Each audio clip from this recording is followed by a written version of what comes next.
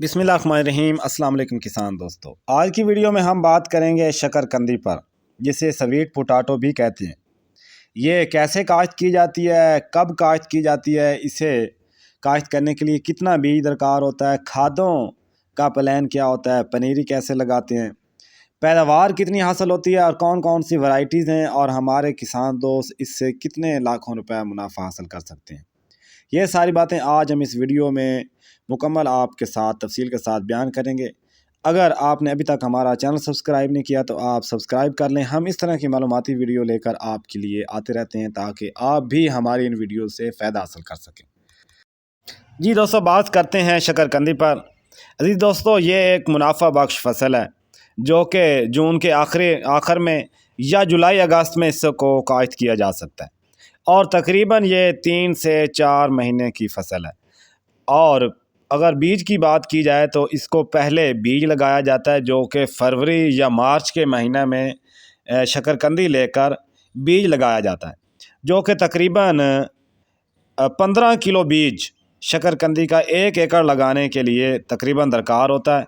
और इससे फिर बेलें हासिल होती हैं, और फिर इन बेलों को काट कर उसकी शाखें बनाई जाती हैं। जिस तरह गन्ना लगाया जाता है तो 2 से 3 शाखों वाली जो कलमें हैं वो लगाई जाती हैं, और तकरीबन 5 मरले की जगह 1 एकड़ शकरकंदी लगाने के लिए पनीरी काफ़ी होती है। तो बात करें तो ये फरवरी मार्च में आपने बीज लगाना है, ताकि आप आगे जून जुलाई में फिर इसकी बेलें लगा सकें, शाखें लगा सकें, जिससे आप फिर ये फसल काश्त कर सकते हैं।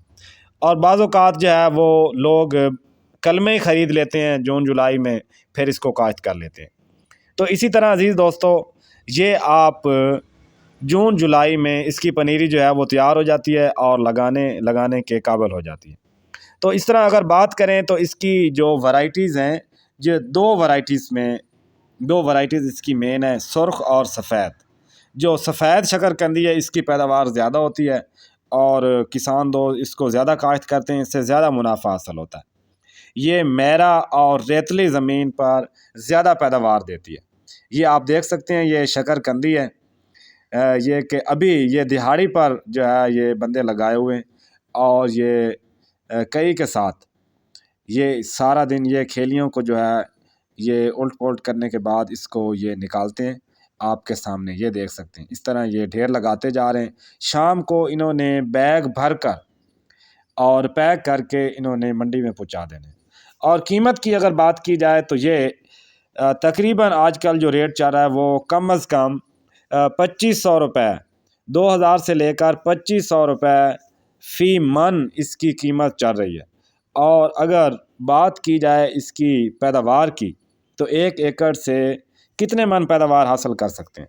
अगर आपने अच्छी खादें इस्तेमाल की हैं और अच्छी तरह काश्त की है तो ये तकरीबन 170 मन से 220-30 मन तक आसानी से इसकी पैदावार आ सकती है।